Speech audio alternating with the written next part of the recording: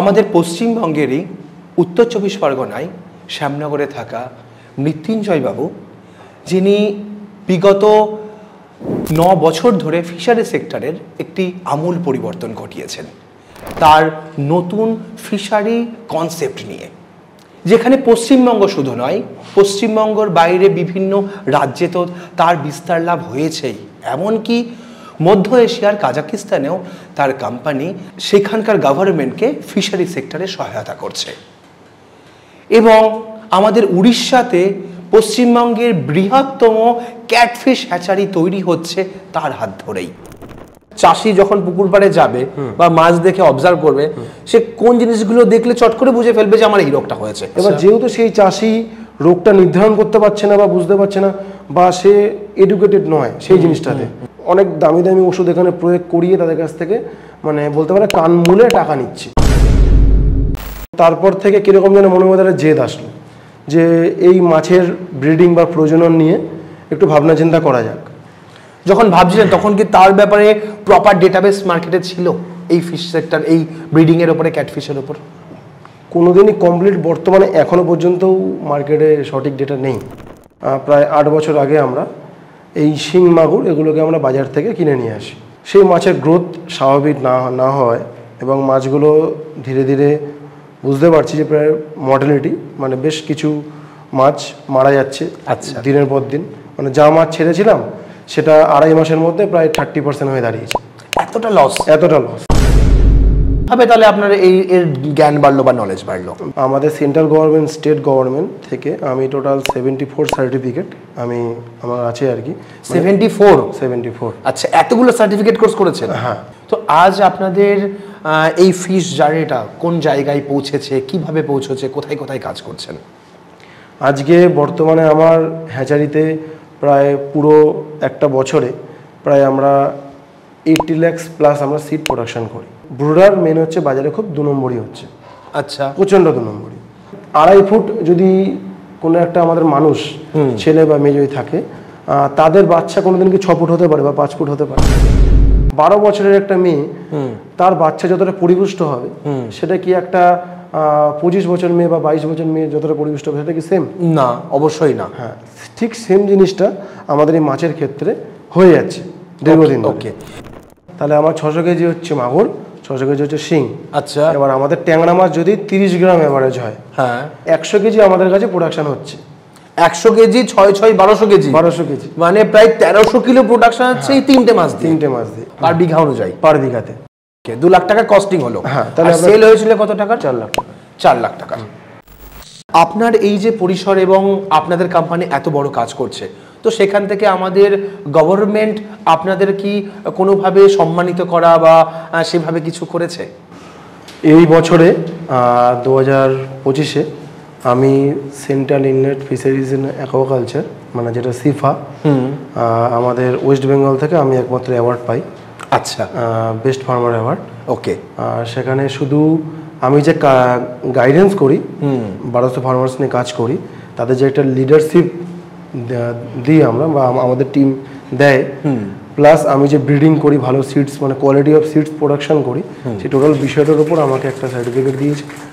আর একটা কথা, আমি যেই কান্ট্রিতে চাষ করেছি মানে তাজিকিস্তানে, সেই কান্ট্রিতে আমাকে সেখানকার যে প্রেসিডেন্ট, বর্তমান প্রেসিডেন্ট রোমালি মোহাম্মদ, যেহেতু তাদের ইকোনমিকে আমি একটা এফেক্ট দিয়েছি আর কি ফিশ সেক্টরকে নিয়ে, হ্যাঁ, তো তারা যেহেতু সাকসেসফুল হয়েছে, তারা খুব খুশি হয়ে আমাকে একটা অ্যাওয়ার্ড দেবে, যেটা আমি মানে তাদের দেশের ইতিহাসে ফার্স্ট আমি পাচ্ছি। তাদের শুধু দেশ না, সে মধ্য এশিয়ার পুরো 11টা দেশের মধ্যে আমিই পাচ্ছি ফার্স্ট সেই অ্যাওয়ার্ড। যে অ্যাওয়ার্ডটা আমাকে নেক্সট 2 মাস পরে আমার সেখানে যাওয়ার পরিকল্পনা আছে। আচ্ছা, আপনাকে সেখানে ইনভাইট করেছে? এবার এই সময় যাওয়ার কথা ছিল, কিন্তু যেহেতু বর্তমানে আমাদের এই সময়টা সিজন, এতগুলো ফার্মার্সকে নিয়ে কাজ করি, আর যেহেতু সবার দায়িত্বটাও তো নিতে হয়, তো সময়টা এখন হয়ে উঠছে না। তবে 2 মাস পরে আমরা সেখানে যাবেন। ওকে, এটা একটা বিরাট বড় প্রাপ্তি। ফিশ সেক্টরে এরকম একজন মানুষকে আমরা পেয়েছি, যে মানুষটি শুধু ভারতে নয়, ভারতের বিদেশে গিয়ে তারা অ্যাওয়ার্ড নিয়ে আসছে এবং তারা তাদের ফিশ সেক্টরকে ডেভেলপ করিয়ে দিচ্ছে তাদের দেশে গিয়ে। আমাদের এগ্রিচর্চার নতুন পডকাস্টে আপনাদেরকে স্বাগত। যারা মাছ চাষ নিয়ে ভাবছেন যে ফিশারি সেক্টরে আপনি কিছু কাজ করতে চান, আজ হয়তো তাদের জন্য এই পডকাস্টটা ভীষণ মূল্যবান। চলুন আজকে আমরা তার সঙ্গে একটু কথা বলি এবং এই পডকাস্টে তার থেকে বিভিন্ন ফিশারি সেক্টরের নতুন কনসেপ্ট এবং তিনি যেটা মানুষের সামনে প্রেজেন্ট করছেন সেই কনসেপ্ট আমরা একটু জেনে নিই। মৃত্যুঞ্জয় বাবু নমস্কার। নমস্কার। আমাদের পডকাস্টে আপনাকে পেয়ে সত্যি আমরা ধন্য। আপনার পরিচয়টা যদি একটু সবার সামনে শেয়ার করতেন খুব ভালো হতো। আপনার জার্নি কিভাবে শুরু হলো সবকিছু। নমস্কার, আমি মৃত্যুঞ্জয় বড়ুয়া, শ্যামনগর উত্তর 24 পরগনা জেলার বাসিন্দা। আমি বর্তমানে ফিশ ফার্মিং এবং ফিশ ব্রিডিং পেশার সাথে যুক্ত। কত বছর হলো এটা? এটা প্রায় 9 বছর হয়ে গেছে। 9 বছর। কি ধরনের কাজ করছেন যদি একটু আমাদের একটা ধারণা দেন। প্রথমত আমি বলি, আমাদের ছিল মাছ চাষ, সম্পূর্ণটা মাছ চাষ। প্রথমে আমরা করতাম আইএমসি, ইন্ডিয়ান মেজর কার্প, রুই, কাতলা, মৃগেল। আচ্ছা। এইসব কালচার করতে করতে করতে করতে কীরকম যেন মনে হলো যে এই কালচারটা ঠিকঠাক প্রফিটেবল নয়। কারণ বাজারে ক্যাটফিশ আছে বা হাই ভ্যালু ফিশের মধ্যে যেমনি ট্যাংরা আছে, তো এই মাছগুলোকে যদি আমি আনতে পারি অনেকটা বেশি প্রাইসে আমরা বিক্রি করতে পারবো। আচ্ছা। তো এগুলো তো প্রায় লুপ্তপ্রায় মাছ। তো এই ঠিক জিনিসটাই মনে করে আজ থেকে প্রায় 8 বছর আগে আমরা এই শিং মাগুর এগুলোকে আমরা বাজার থেকে কিনে নিয়ে আসি। আচ্ছা। কিন্তু সেটাকে নিয়ে আমরা যখন পরিচর্যা করলাম 2 মাস থেকে 2.5 মাস পরে, সেই মাছের গ্রোথ স্বাভাবিক না হয় এবং মাছগুলো ধীরে ধীরে বুঝতে পারছি যে প্রায় মর্টালিটি, মানে বেশ কিছু মাছ মারা যাচ্ছে। আচ্ছা। দিনের পর দিন, মানে যা মাছ ছেড়েছিলাম সেটা 2.5 মাসের মধ্যে প্রায় 30% হয়ে দাঁড়িয়েছে। এতটা লস? আচ্ছা। তো তারপর থেকে কীরকম যেন মনের মধ্যে একটা জেদ আসলো যে এই মাছের ব্রিডিং বা প্রজনন নিয়ে একটু ভাবনা চিন্তা করা যাক। যখন ভাবছিলেন তখন কি তার ব্যাপারে প্রপার ডেটাবেস মার্কেটে ছিল এই ফিশ সেক্টর, এই ব্রিডিং এর উপরে, ক্যাটফিশের উপর? কোনোদিনই কমপ্লিট বর্তমানে এখনো পর্যন্ত মার্কেটে সঠিক ডেটা নেই। আচ্ছা। এখনো পর্যন্ত। তো কিভাবে তাহলে আপনার এর জ্ঞান বাড়লো বা নলেজ বাড়লো? ব্যাপারটা হচ্ছে আমি আমাদের সেন্ট্রাল গভর্নমেন্ট, স্টেট গভর্নমেন্ট থেকে আমি টোটাল 74 সার্টিফিকেট আমার আছে আর কি। 74? আচ্ছা, এতগুলো সার্টিফিকেট কোর্স করেছেন? হ্যাঁ। ওকে। এবার সেটা নাম বলি আমি, যেমনি সিফে মুম্বাই, সিফিরি, সিফা, এইগুলো যে সেন্ট্রাল গভর্নমেন্টের বড় বড় যে ইনস্টিটিউট, হ্যাঁ, সেখান থেকে আমি শর্ট টাইম বা ছোট যে কোর্সগুলো হয় 1 মাস, 2 মাস, 3 মাস, কোনোটা আবার 15 দিন, এরকম টাইপের কোর্সগুলো আমি করি। আচ্ছা। এবার কিন্তু সেই কোর্সগুলো করার পরে আমার কীরকম যেন মনে হচ্ছিল যে পুরো সঠিক তথ্যটা সেরকমভাবে প্রপার নলেজ পাচ্ছি না। আচ্ছা। তারপর থেকে আমি আমাদের যে সিফা, আমি কল্যাণীর সাথে যোগাযোগ করি। সেইখান থেকে আমি বেশ কিছু নলেজ পাই ক্যাটফিশ সম্বন্ধে। তারপর আমার হ্যাচারি জার্নি চালু, এবং আমার একজন গুরুদেব আছে, তার কথা না বললেই নয়, সে হচ্ছে আমাদের সুভাষ সরকার স্যার। আচ্ছা। আমাদের সিফার সয়েল অ্যান্ড ওয়াটারের একজন সিনিয়র সায়েন্টিস্ট। তার টোটালটাই, মানে সে যেহেতু সয়েল অ্যান্ড ওয়াটারে, আর যেহেতু আমাদের চাষবাসটাই হচ্ছে সয়েল অ্যান্ড ওয়াটারের ওপরে, ঠিক, তো সেই জায়গার যে বেসটা, তো আমার সেই বেসটা একমাত্র তারই জন্য। ওকে। কারণ তাকে আমি দিনের পর দিন, রাতের পর রাত খুব ফোন করতাম, অনেকবার ফোন মেসেজ করে করে ইনফরমেশন নিয়ে তারপর আজকে আমি যেটুকুনি সেটুকুনি তার জন্য। তো আজ আপনাদের এই ফিশ জার্নিটা কোন জায়গায় পৌঁছেছে, কিভাবে পৌঁছেছে, কোথায় কোথায় কাজ করছেন? আজকে বর্তমানে আমার হ্যাচারিতে প্রায় পুরো একটা বছরে প্রায় আমরা 80 লাখ প্লাস আমরা সিড প্রোডাকশন করি। 80 লাখের উপর সিড প্রোডাকশন হয়, যার মধ্যে টোটালটাই ক্যাটফিশ, যেমনি শিঙি, মাগুর, গুলশা ট্যাংরা, নোনা ট্যাংরা, আবার দেশি ট্যাংরা। আচ্ছা। এর সাথে রয়েছে পাবদা, তার সাথে আবার আমরা পাকাল মাছের, এই রিসেন্ট 2 বছর হয়েছে পাকাল তো রেয়ার ব্রিড। পাকাল মাছের সাথে তারাবাইন। আচ্ছা। এই দুটো প্রযুক্তি নিয়ে আমরা এই 2 বছর ধরে কাজ করছি এবং তাতে আমরা সাকসেস। ওকে। তো কোথায় কোথায় আজ আপনাদের এই মাছ, এই 80 লাখ মাছ কোথায় সাপ্লাই হচ্ছে? টোটাল অল ওভার ইন্ডিয়াতে প্রত্যেক কটা স্টেটেই কম বেশি আমাদের যায়।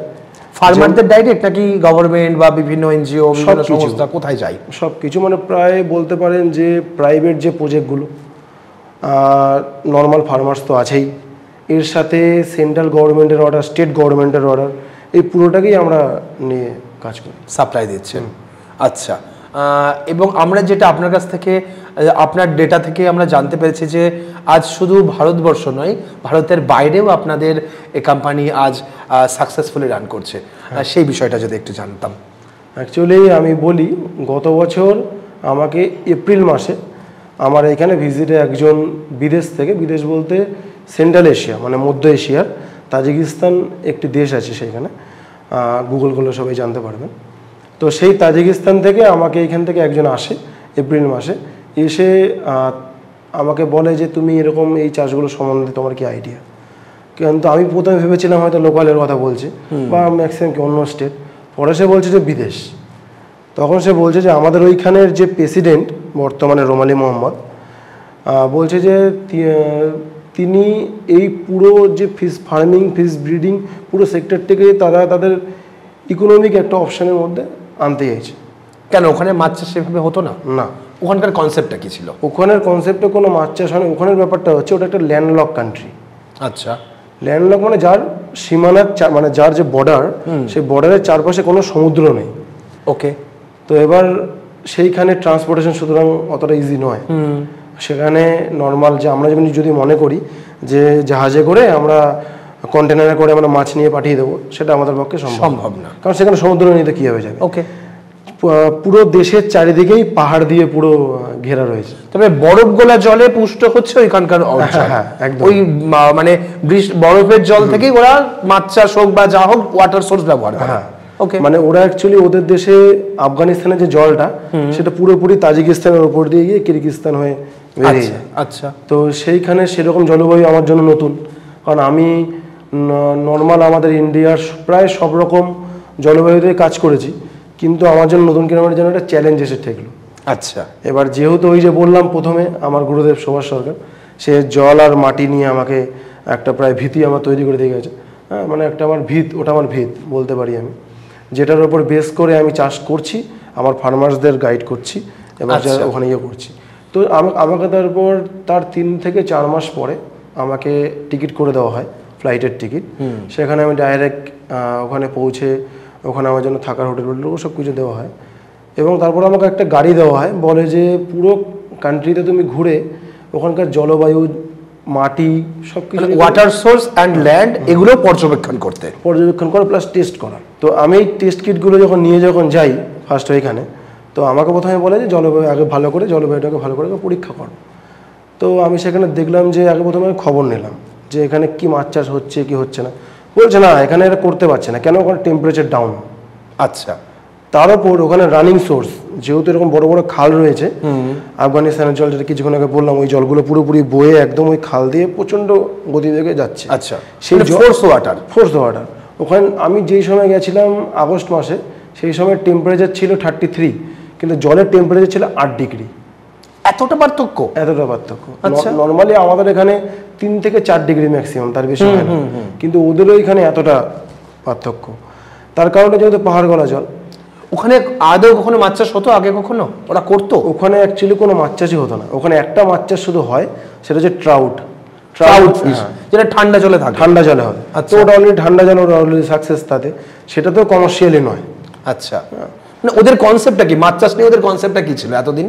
অ্যাকচুয়ালি মজার একটা ব্যাপার হচ্ছে যে ওই দেশটাতে শুধু নয়, মধ্য এশিয়ার সব দেশেই মাছ খুব প্রিয়, মানে বাঙালিদের মতো মাছ খেতে ভালোবাসে। হ্যাঁ, আচ্ছা। কিন্তু ওরা মাছের যেহেতু ল্যান্ডলক কান্ট্রি হয়, কিছুক্ষণ আগে বললাম যে আমরা এক্সপোর্ট কিছু করতে পারবো না, কিন্তু ডিমান্ড এতটা হওয়ার ফলে ওরা মানে বলতে পারবেন যে পাগলের মতো হয়ে রয়েছে যে কোনোভাবে এখানে সাকসেস করতেই হবে। আচ্ছা, কিন্তু গভর্নমেন্ট সেইভাবে সেরকম একটা পাবলিক ডিমান্ড বা সেরকমভাবে নিয়ে একটা পরিকল্পনা করে আমাকে সেই দেশে নিয়ে যায়, ইনভাইট করে। ওকে, তো আমি সেইখানে গিয়ে ওখানে কি ভেবেছিলেন? ওখানে রুই কাতলা ফলাবেন এরকম কোনো আইডিয়াতে আপনি ওখানে গিয়েছিলেন? আমি অ্যাকচুয়ালি সেরকমভাবে কিছুই যাইনি। আচ্ছা, আমি সবার আগে গেছি যে ওইখানে জলবায়ুকে বুঝতে, হবে কি হবে না। আচ্ছা, তারপর আমি জলবায়ুতে করে দেখলাম যে মোটামুটি আশা করা যায় লবণাক্ত জল বা স্যালিনিটি ওয়াটার, সেটা ছাড়া ফ্রেশ ওয়াটার মানে মিষ্টি জল বা স্বাদু জলের আমরা মাছ চাষ জানি, যেমন রুই কাতলা, মৃগেল, শিং মাগুর যেগুলো আমরা হয়ে থাকে মিষ্টি জলে, তো সেই জলের মাছ চাষ ওখানে খুব সহজভাবে হবে। কারণ কি নর্মাল আপনি ভাবুন যে ওটা তো বরফ গলা জল, ওটা তো পুরোটাই তো মিষ্টি জল, ওখানে স্যালিনিটি একদমই লো। ঠিক। তো ওখানে খুব সুন্দরভাবেই চাষ হবে। কিন্তু মেজর যেটা একটা চ্যালেঞ্জ এসে ওখানে দাঁড়িয়েছে সেটা হচ্ছে টেম্পারেচার। যে টেম্পারেচার কীভাবে শর্ট আউট করতে হবে সেটা আমি ওখানে একটা ওয়ে বের করেছি, এবং মাটিতে একটা প্রবলেম ছিল, সেই প্রবলেমটাও আমি একটা ওয়ে ওখানে। কি প্রবলেম ছিল সেখানে? মাটির ওখানে হচ্ছে পিএইচটা প্রচণ্ড পরিমাণে লো। আচ্ছা, মানে ওখানে পিএইচ হচ্ছে 5.2 5.3। আচ্ছা, সয়েল পিএইচ। আচ্ছা, তো আমি জল অ্যালকালিনিটি নাকি ইয়ে ছিল জলে অ্যাসিডিক? অ্যাসিডিক। আচ্ছা, ওর পার্সেন্টেজ কত? 5.2 5.3। আচ্ছা আচ্ছা। এবার মাছের ক্ষেত্রে কি হয়, ম্যাক্সিমাম আমরা 7-এর উপরে আমাদের লাগে পিএইচ। মানে আমাদের ওটা মাছ বলে না যে হালকা খাড়ে মিষ্টি জলে মাছ বাড়ে বেশি, এরকম একটা কথা আছে। তো কিন্তু সেইখানে সেরকম পরিবেশ ছিল না, তার জন্য ওদের ওখানে প্রায় অনেকবারই ট্রাই করা হয়েছে। এমন না যে আমি গিয়ে ওখানে করেছি, মানে আপনি ফার্স্ট টাইম না, তার আগে অনেকবার ট্রাই করেছি। এমনকি আমাদের এখান থেকে বেশ কয়েকজন গেছে, বাইরে থেকেও গেছিলো, কিন্তু আর কেউ সাকসেসফুল হয়ে আসতে পারেনি। তো আমি গিয়ে ওখানে ওদেরকে অ্যাসিওর করে দিয়ে এসেছিলাম যে হ্যাঁ আমি করতে পারবো। তো সেইখানে আমাদের এক ফার্মের সাপোর্টিং স্টাফ সুদীপ্ত, তাকে আমি ওইখানে পাঠাই, এবং সে ওখানে সাকসেসফুলি কালচার করছে। 1 বছর ধরে ওখানে আছে? এখন আছে, রয়েছে। এখনকার রেজাল্ট কি ওখানকার? এখনকার রেজাল্ট যথেষ্ট। কোন মাছ করিয়েছেন প্রথমে এটা জানবো একটু। সিলভার কাপ, হ্যাঁ, গ্রাস কাপ, আর ওদের ওখানে সোম ফিশ বলে একটা সোম ফিশ হয়, যেটা অ্যাকচুয়ালি আমাদের ইন্ডিয়াতে ব্যান, সেটা হচ্ছে হাইব্রিড মাগুর। আচ্ছা, ঠিক আছে, সেই মাছটা ওদের ওখানে আমি চাষ করিয়েছেন। আচ্ছা, তো এখন তাহলে ওখানকার মাছ চাষের সিনারিও কি, কিভাবে হচ্ছে বা কি পরিবর্তন করানো হয়েছে? পরিবর্তন তো অনেকটাই হয়েছে। মানে আগে যারা গেছিল তারা সবাই এখান থেকে মাছের চারা এগুলো পত্র ওখানে ব্যবস্থা করেছিল সম্ভবত, বা এখান থেকে নিয়েও যেতে পারে, সেটা সঠিক আমি বলতে পারবো না। তবে সেখানে আমি গিয়ে ওদের যে পুকুরে সিলভার কাপ, গ্রাস কাপ মাছগুলো আমি দেখেছিলাম। আচ্ছা, আর কত ছিল ওখানে? ছিল। আর আমি যখন বললাম যে তোমরা কি খাবার দাও, তার আগে দেখি পুকুরের মধ্যে পড়ে রয়েছে ঘাস কেটে ওরা খাবার দিয়ে ফেলে রেখেছে। আচ্ছা, আর মাছগুলো এবার খাচ্ছে। এবার ওরা ভাবছে যে মাছ হয়তো ওটাই খায়। আচ্ছা, গ্রাস কাপ নাম বলে হ্যাঁ ঘাস খায় সেই কারণে। হ্যাঁ, এবার ব্যাপারটা হচ্ছে গ্রাস কাপ ঘাস খেলেও ঠিক আছে, সিলভার কাপ কি খাবে? আচ্ছা, সেটা তো আমাকে সিলভার তো আর খাবে না, সিলভার তো আর খাবে না। তো ওরা সেটাকেও খাওয়াচ্ছে, মাছ খিদের জ্বালায় খাচ্ছে। হ্যাঁ, গ্রাস কাপের ভালো গ্রোথ হলেও সিলভার কাপের অনেকটাই কম। আচ্ছা, যেহেতু ওখানে জলের পিএইচ এর মাত্রা খুবই কম, পিএইচ যখনই আমাদের কম থাকে বা খুব যখন বেশি থাকে, মানে অপটিমাল লেভেল বা যেটা আমাদের যেটা আমাদের লাগে আর কি, মানে 7 থেকে 8.5, সেটার যখন মেনটেন না যখন করে, তখন জলের যে প্লাঙ্কটন লেভেল, মানে যেটা জু প্লাঙ্কটন আর ফাইটো প্লাঙ্কটন, যেটা উদ্ভিদ কণা আর প্রাণী কণা, সেই কণাটা কিন্তু ঠিকঠাকভাবে কিন্তু মেনটেন হয় না, গ্রো করে না। ঠিক। কিন্তু ওইখানে গিয়ে দেখছি জলে কোনো প্ল্যাঙ্কটনই নেই, পুরো ট্রান্সপারেন্ট, মানে মাটির তলায় কি মাছ যাচ্ছে, তলার সারফেস দিয়ে যাচ্ছে, সে পুরো ঘাস থেকে তো সেটা ডেভেলপ করবে না। আমাদের এখানে দেখেছি চুন দেওয়া হয়, গুড় দেওয়া হয়, নুন দেওয়া হয়, খোল দেওয়া হয়, এগুলো দিয়ে জলের ব্যালেন্স করা হয়। এই রিসোর্সগুলো ওখানে সব আছে, এই প্রোডাক্টগুলো পাওয়া যায় ওখানে সব? ওখানে তো অনেক কিছু নেই, আমি সেটা আসছি। আমি বলি তো, আমি এটা দেখার পরে আমি বললাম যে এছাড়া আর কি খাবার আছে, বলছে নেই। এই বছর আমাদের সাপোর্টিং স্টাফ সুদীপ্ত ভাই যখন গেল ওইখানে কাজে, সে প্রথমে দেখা আমি এখান থেকে, সে আমাদের এখানে কাজ করে অভ্যস্ত ইন্ডিয়ান জলবায়ুতে। তো আবার হচ্ছে সর্ষে খোল, বাদাম খোল, মোয়া খোল, কোনোটাই ওই দেশে কিন্তু পাওয়া যায় না। পাওয়া যায় না? হ্যাঁ। এবার আমাকে ফোন করেছে, স্যার এই লাগবে, কিন্তু এগুলো তো ওখানে পাওয়া যাচ্ছে না। আমি তখন বললাম যে কোনো ইয়ে নেই, কিন্তু ওখানে ওরা কিসের তেল খায়? আমরা যেমনি এখানে সর্ষের তেল খাই, তাই সর্ষে খোলটা সহজে পাওয়া যায়। ঠিক। বাদামের তেল খাই, তাই বাদামের তেল মানে খোলটা পাওয়া যায়। ওদের ওখানে কিসের মানে তেল ব্যবহার করে ওরা? তো ও আমাকে বলছে যে ওই সানফ্লাওয়ার অয়েল, আচ্ছা, এগুলো ব্যবহার হচ্ছে, কটন সিড অয়েল এগুলো ব্যবহার হচ্ছে। আচ্ছা, মানে তুলোর বীজ থেকে তেল তৈরি বা সূর্যমুখী থেকে তেল তৈরি। আচ্ছা, এবার আমি তখন বললাম যে সেগুলো যখন তৈরি হয় তাদের নিশ্চয়ই একটা প্রসেসিং ইউনিট আছে, সেখান থেকে তাদের যে ওয়েস্টেজ যেটা বেরোয় সেটা নিশ্চয়ই পাওয়া যাবে। তো মজার ব্যাপার হচ্ছে আরেকটা, যে সর্ষে খোলে যেমনি যতটা পরিমাণ আমাদের নাইট্রোজেন রয়েছে, তার থেকে বেশি রয়েছে আমার নাইট্রোজেন কিন্তু সানফ্লাওয়ার সিডে। আচ্ছা, তো সেইটা আমি ওইখান থেকে ব্যবস্থা করে সেটাকে প্রসেস করে সর্ষে খোলের মতো ডোজটা একটু কমিয়ে ওখানে আমি ব্যবহার করাই, তাতে সাকসেসফুল হয়। কিন্তু আমাদের যে কটন সিড অয়েল, হ্যাঁ, তার যে খোলটা মানে কার্পাসের যে খোলটা, হ্যাঁ, সেই খোলে কিন্তু একটা কিন্তু টক্সিক জাতীয় একটা জিনিস কিন্তু বেরোয়। আচ্ছা, যেমনি আমাদের মহুয়া, হ্যাঁ, মহুয়া যেমনি বেরোয় স্যাফোনিন, ঠিক তেমনি এরও একটা টক্সিক জাতীয় একটা জিনিস বেরোয়। তো সেই জিনিসটা আমি অ্যাসিডেস ব্যবহার করতে পারি মহুয়ার মতো। আচ্ছা, মহুকাল যেভাবে মাটিতে মিশিয়ে দেয় বা ওই প্রথম মারার জন্য দিয়ে দেয় সেটা, তো আমি ঠিক সেম জিনিসটা ওকে ওরকম একটা জিনিস হিসেবে আমি কম্বাইন হিসেবে ধরে নিয়েছি। আচ্ছা, সাবস্টিটিউট খুঁজে বের করেছে, সাবস্টিটিউট খুঁজে বের করেছি। ওকে, তারপরে এবার খাবার যখন দেবো, রাইস মিল তো ওখানে পাওয়া যাবেই। ঠিক, রাইস মিলটা শুধু পাওয়া গেছে অনেক ভাগ্যক্রমে। তো সেইটার সাথে আমাদের যে সানফ্লাওয়ার সিডস অয়েল, সেটাকে দুটোকে ভালো করে একটা প্রসেস করে গুড় দিয়ে একটা খাবার প্রসেস করে সেটাকে আমরা মাছকে তারপর খাইয়ে, সেই ব্রুডারগুলোকে ফার্স্টে আমরা আগে যে মাছগুলো ছিল সেগুলোকে সিলেক্ট করে সেটা ব্রুডার রেডি করেছে। হ্যাঁ, ওকে, মানে যখন গিয়েছিল তখন মাছের চেহারা ছিল একরকম, তারপর খাবার খাওয়িয়ে মাছের চেহারা করেছে একরকম। আমার মোবাইলে আছে ছবিটা, আচ্ছা, আমরা শো করিয়ে দেবো এটা। হ্যাঁ, তো সেই জায়গাটা তারপরে ব্রিডিং করেছে স্ট্রিপিং পদ্ধতিতে করে সাকসেসফুল করে ওখানে বাচ্চা, মানে এখন ব্রিডিংও হচ্ছে, ব্রিডিং হয়, ব্রিডিং সাকসেস, কালচারও সাকসেস। আচ্ছা, এটা প্রায় 1 বছর ধরে চলছে। আর এই অলরেডি গলদা চিংড়ি ওখানে আমরা সিডস মানে পৌঁছে দিয়েছি। গলদা চিংড়ির যে আমাদের নর্মাল যে আমাদের হুগলি নদীর যে বাচ্চাগুলো ছোট ছোট, সেই সিডস আমি এখান থেকে ফ্লাইটে করে দিল্লি থেকে ওদের যে ক্যাপিটাল দুসানবে সেখানে আমি পৌঁছে দিয়েছি। আচ্ছা, ওখানে তাহলে গলদা চিংড়ি নিয়ে এবার কাজ হবে। প্রথমে আগে সাকসেসফুল হব আমরা, তারপরে আমরা সেটা নিয়ে ব্রিডিং থেকে শুরু। মানে এখন হবে এক্সপেরিমেন্ট গলদা চিংড়িটা। কোন কোন মাছ এখন সাকসেসফুল হলো ওখানে? দেখুন, ফার্স্ট কথা হচ্ছে যখনই গ্রাস কাপ, সিলভার কাপ যখন হয়েছে, তাহলে কার্বের আমি যে কোনো কিছু ওখানে করতে পারি। ওকে, যে কোনো ভ্যারাইটি, মানে সেখানে বাটা থেকে শুরু করে সবকিছু, রুই কাতলা সমস্ত সবকিছু, হ্যাঁ সবকিছু করতে পারি। কিন্তু ওদের ওখানে বাটা মাছ এগুলো চলবে না, রুই কাতলা মৃগেল চলবে না। আচ্ছা, কারণ ওদের কাতলাটা হয়তো চলবে, কারণ ওদের ওখানে মানুষরা একটু বড় জাতীয় মাছ খেতে বেশি পছন্দ করে। আচ্ছা, তৈলাক্ত মাছ। হ্যাঁ, তৈলাক্ত বলতে গেলে বড় সাইজে, ওকে। মানে ওদের মধ্যে একটা রেশারেশি আছে যে কার বাড়ির বিয়েতে বা কার মেয়ের বিয়ে বা কার ছেলের বিয়েতে কে কত বড় বড় স্পিসিস নিয়ে রান্না করে লোককে দেখাবে আর কি, যে আমি এত বড় মাছ করেছি, তার পাশে যে এত বড় মাছ করলো। হ্যাঁ, ওদের মধ্যে খুব একটা কম্পিটিশন, মজার ব্যাপার। আচ্ছা, কিন্তু এবার দেখুন, পাবলিক যেরকম ডিমান্ড হবে সেরকম ভাবে তো আমরা কাজ করব, একদম তাই। তো সেই কাজের জন্য আমরা ওখানে সেই দুটো স্পিসির সাথে কাজ হবে না। হ্যাঁ, সেই দুটো স্পিসিস এখন কাজ হচ্ছে। আর হচ্ছে হাইব্রিড মাগুর। আচ্ছা, যেহেতু হাইব্রিড মাগুরও বড় হচ্ছে, হ্যাঁ, আর ওদের ওইখানে যে অ্যানিমেল যে ওয়েস্টগুলো, যেগুলো আমরা মানে ইন্টেস্টাইন নারী বুড়ি খাওয়া দাওয়া যেগুলো যেগুলো আছে, সেগুলো আমরা একটা প্রসেস করে চপ করে একটা মেশিন আছে, সেগুলোকে আমরা ব্যবহার করে তাদেরকে দিচ্ছি। এবং তাদের সাইজ আপাতত 3 মাস হয়েছে, সাইজ যথেষ্ট বেটার। কতটা সাইজের ওয়াটার বডি নিয়ে এখন কাজ হচ্ছে বর্তমানে ওখানে টোটাল কাজ হচ্ছে এখন 3000 হেক্টর। 3000 হেক্টর, আচ্ছা। আর এই ওয়াটারের যে 8-9 ডিগ্রি টেম্পারেচার, সেটা ম্যানেজ কিভাবে করতে পারলেন, এই মাছের জন্য আদর্শ বানালেন? এইটা হচ্ছে খুব সহজ জিনিস। যে আগে গেছিল সে এটা মনে করলে হয়তো হয়ে যেত। যখন কোনো নদী দিয়ে জলটা আসছে অতটা লো টেম্পারেচার, জাস্ট জলটাকে কেটে নিয়ে ওই নদীর পার্শ্ববর্তী এলাকায় কোনো একটা পুকুর খুঁড়ে একটা জাস্ট খাল কেটে জলটা ঢুকিয়ে খালটা বন্ধ করে দিলাম। এবার ওই যে খালের মধ্যে যে জলটা, যেহেতু বাইরের টেম্পারেচার আমার 33, তো একটা স্ট্যান্ড ওয়াটার, দেখুন রানিং ওয়াটারের জলকে টেম্পারেচার করা পসিবল না, ঠিক, কারণ সেটা তো অনেক দূর থেকে বয়ে আসছে, অনেক দূরে যাবে, অনেক মানে স্ট্রিম আছে, তার স্রোত আছে, তাই না? কিন্তু তাকে আমি যদি একটা স্ট্যান্ড ওয়াটারের মধ্যে যদি রেখে দিই, মানে স্তব্ধ জল একদম, তাহলে কি হবে? স্থির জল। হ্যাঁ, তাহলে কি হবে?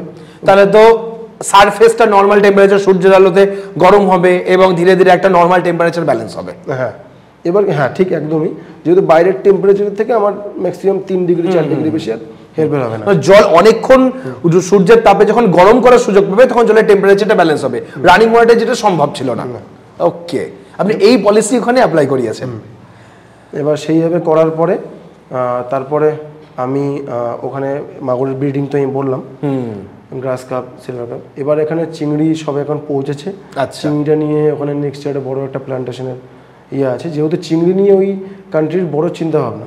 আচ্ছা, যেহেতু চিংড়িটা খুবই একটা মানে জনপ্রিয় একটা মাছ, আমরা সবাই ভালোবাসি, ওদের দেশেও ভালোবাসে, তো ওদের দেশে ওই মাছটা ওরা পেটেন্ট করতে চায়।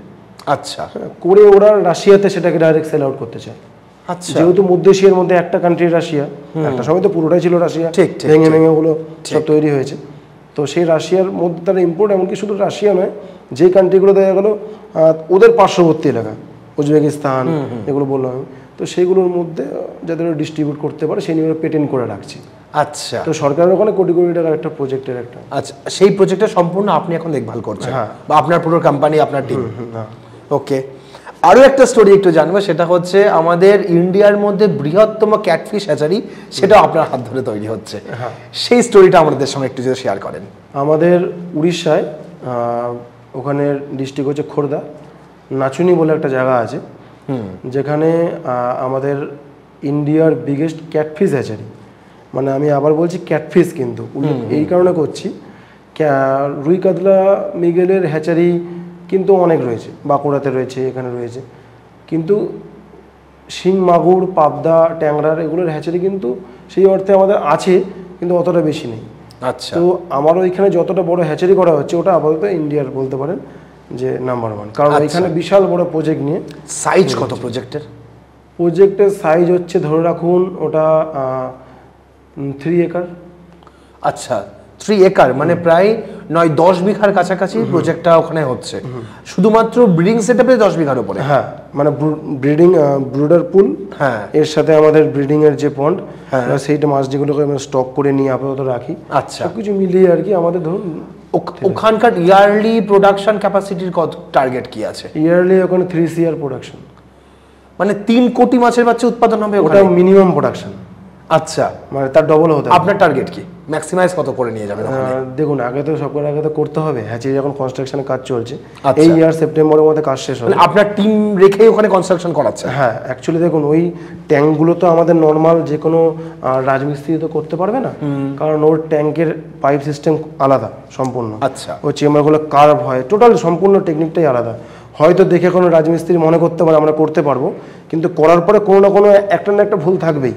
আর ডিসপুট হলে তো প্রোডাকশন হ্যাম্পার হবে। হ্যাঁ, মানে ওই চেম্বারটাই তো আমার পুরো ইনপুটটাই পুরোপুরি আমার নষ্ট, মানে ওই চেম্বারটা পুরো বেকার পড়ে থাকে। আচ্ছা, তার জন্য আমাদের নৈহাটিতে এই কিছু মিস্ত্রি আছে, দেখুন তারা তাদের বাবা দাদুরা এইসব কাজগুলো মানে ওদের দিয়ে করিয়ে করিয়ে ওরা অভ্যস্ত, ওদের কাছে ওসব চোখ বন্ধ করে ওরকম চেম্বার ওরা করে দেয়। তো সেই মিস্ত্রিদেরই আপনি উড়িষ্যায় নিয়ে গেছেন? হ্যাঁ। আচ্ছা, তো সেই মিস্ত্রিগুলো ওখানে অলরেডি এখন কাজ করছে, সেইখানে কাজটা হয়ে যাক, নেক্সট ইয়ার প্রোডাকশনের পর তারপর আপনাকে আমি বলতে পারবো। আচ্ছা, তো মিনিমাম এটা কি উড়িষ্যা গভর্নমেন্টের সাপোর্টেই হচ্ছে? অবশ্যই। আচ্ছা, সেটাও আপনি দেখভাল করছেন ওখানে? হ্যাঁ, ওখানকার যে ল মিনিস্টার, তার সাথে পিতৃরাজ হরিচন্দন, তার ইয়েতে আমরা প্রজেক্টটা আগাচ্ছেন। ওকে, আপনি ফিশারি সেক্টরে একটা বিরাট বড় রেভলিউশন তৈরি করেছেন, যেটা আমার বহু লোকের কাছ থেকে শোনা, যে একটা নিউ কনসেপ্ট নিয়ে আপনি ফিশারি সেক্টরে একটা নতুন দিশা দেখাচ্ছেন ফার্মারদের। সেটা যদি আমাদের একটুখানি কনসেপ্টটা ক্লিয়ার করেন। দেখুন, সবার আগে ফার্মার্সদের ভাবতে হবে যে আমরা যেমনি আমি সবার প্রথমে বলেছিলাম যে আমি কিন্তু বাজারের থেকে মাছ নিয়ে এসে সেই মাছের হিউজ আকারে মর্টালিটি, আর তারপরেও ব্যাপারটা আমি তো বলিনি, এখন বলছি, সেই 30% মাছ যখন বড় যখন হয়, কোনো মাছটা আমি হাত দিয়ে দেখাচ্ছি, কোনো মাছটা এতটা, আচ্ছা, কোনো মাছটা এতটা, কোনো মাছ আবার এতটা, কোনো মাছ এতটা, মানে সাইজের কোনো ব্যালেন্স নেই। ওকে, এবার এইটা কেন হয়? ওটা ছিল শিং মাছ, কেন হয় আমি তখন বুঝতে পারিনি, কিন্তু এখন যদি ব্রিডিং করছি এখন আমার কাছে সবটাই ক্লিয়ার। কারণ যেগুলো শিং মাছ যখন আপনি প্রথম শুরু করেছিলেন কিনে নিয়ে বাচ্চা, তখনকার এইরকম সাইজের আপনি মাছ পেয়েছিলাম, তখন তো আপনার ট্রিগার হয়েছিল যে আমাকে এর রহস্য জানতে হবে। তারপর আমি যখন জানলাম যে এর ব্রুডার মেন হচ্ছে বাজারে খুব 2 নম্বরই হচ্ছে। আচ্ছা, প্রচণ্ড 2 নম্বরই। আমার ভিডিও দেখে অনেকেই এখন বলবে তাদের এই সমস্যা তারা ফেস করেছে, যারা শিং মাগুর চাষ করেছে তারা এটা ফেস করেছে ম্যাক্সিমাম লোক। যাদের ভাগ্য ভালো তারা করেনি, যারা ভালো রেপুটেড হ্যাচারি থেকে কোয়ালিটি সিডস নিয়েছে তারা কোনো রকম কোনো ইয়ে পড়েনি, বিপদে পড়েনি। কিন্তু আমি সেই বিপদে পড়ার ফলে আমাদের, যেহেতু আমার সাথে আমার টিম, আমার 4 জন রয়েছি, তো আমাদের সবাই মাথার মধ্যে একটা জিনিস আছে যে আমরা কোনোভাবে ব্রিডিংটা করতে পারি না। তারপর থেকে শুরু হয় আমাদের ব্রিডিংয়ের জার্নি। তার আগে তো আমরা করতাম কালচার। আচ্ছা, এই কালচারের হিস্ট্রিটা কত বছরের আপনাদের? দেখুন, আমাদের যে সিনিয়র যে দাদা আছে অরিন্দম ভদ্র, সে অলরেডি 35 বছর ধরে সে কালচার মাছ চাষের সাথে যুক্ত। হ্যাঁ, তার বাবা আবার করে যাচ্ছে তারও আগের থেকে। ওকে, তো আমাদের টিমের মধ্যে আরেকজন আছে সুব্রত পান্ডে, সেও এই মাছ চাষটা প্রায় অনেকদিন ধরেই করে যাচ্ছে। আচ্ছা, আর আমি তো বললাম 9 বছর ধরে করছি। তো সবকিছু মিলিয়েই এই মাছ চাষটা বেশ ভালোই চলছিল।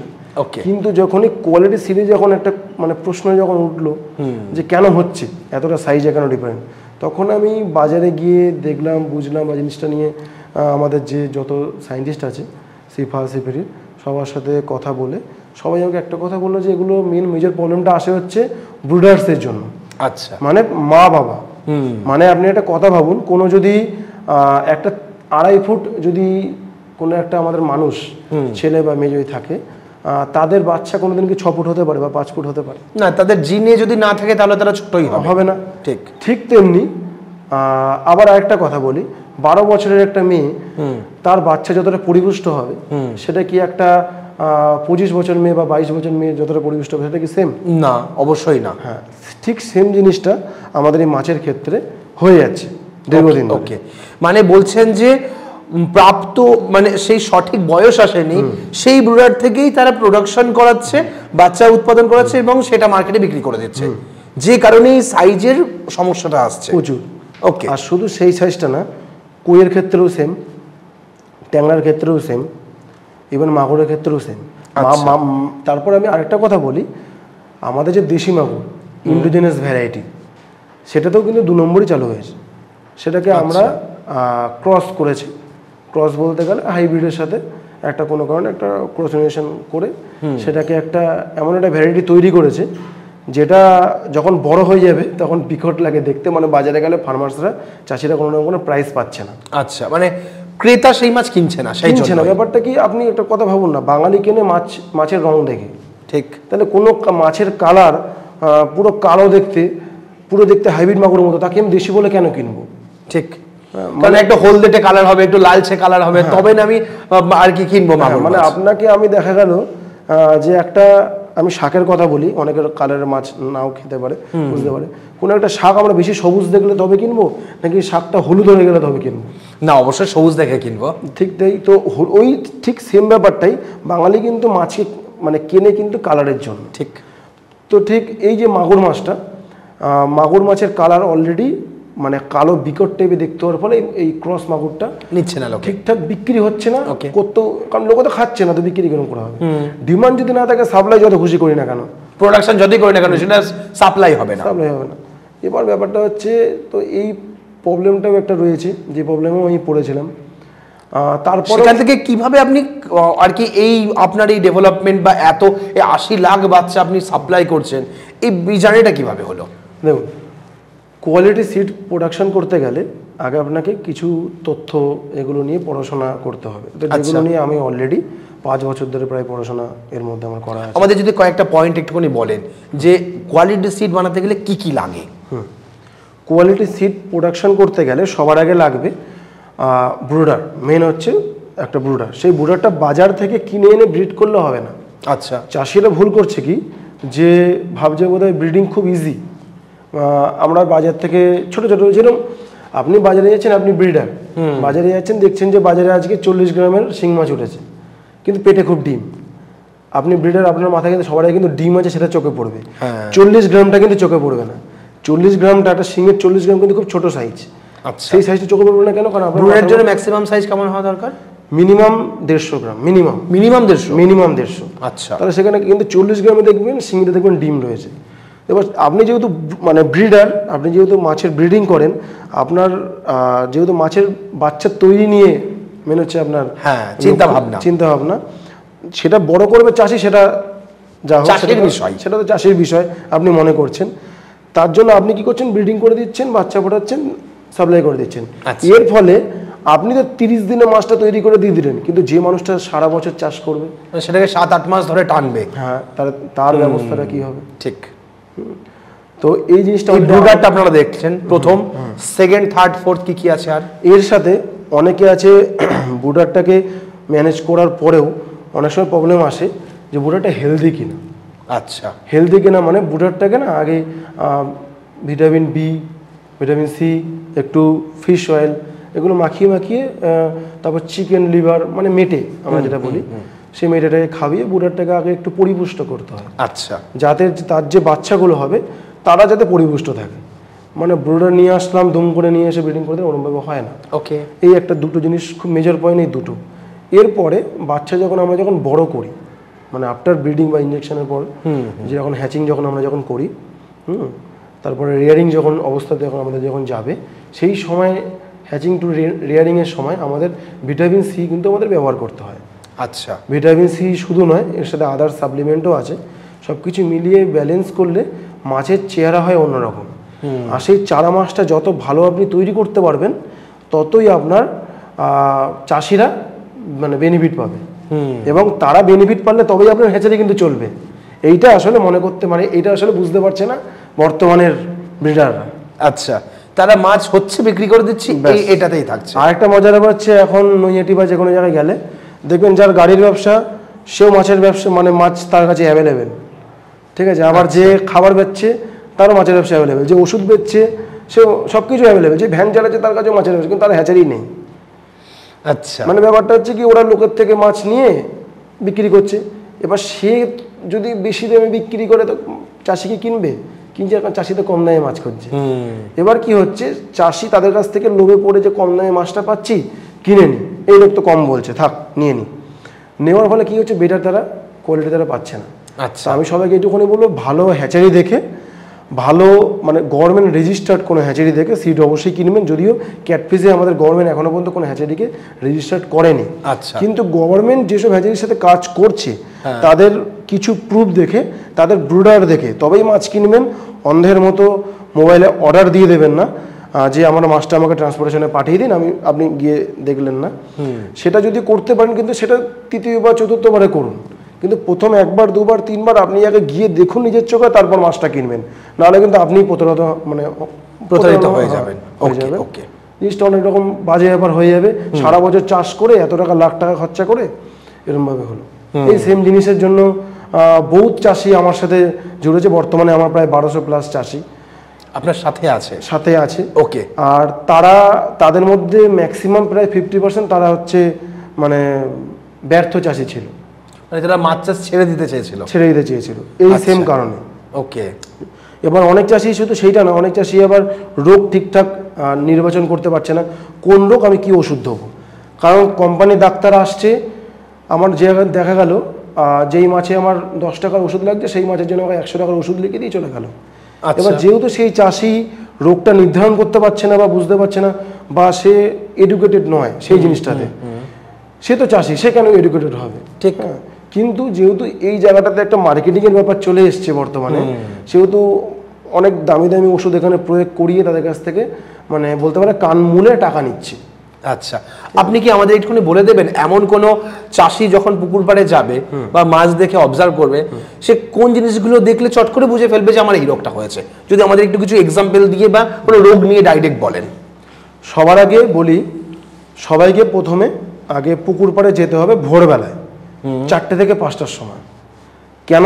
সেই সময় কি হয়, মাছগুলো রাত্রেবেলা ধরে সূর্য তো পায়নি, সূর্যালোক পায়নি, মানে সূর্যের যে আলো সেটা তো পুকুরের উপর পড়েনি। না পড়ার ফলে কি হয়েছে, যে প্ল্যাঙ্কটন সে তো জলের মধ্যে অক্সিজেনটাকে তৈরি করে, সে অক্সিজেন না তৈরি হওয়ায় মাছগুলো অক্সিজেন শর্ট হয়ে যায় সারা রাত ধরে। ঠিক। এবার মাছগুলো কি করছে, ওপরের দিকে গাল্পিং করে, দেখবেন এরকম করে মাছগুলো গাল্পিং করবে। এর মানেটা হচ্ছে ওদের সাফোকেশন, মানে শ্বাসকষ্ট হচ্ছে।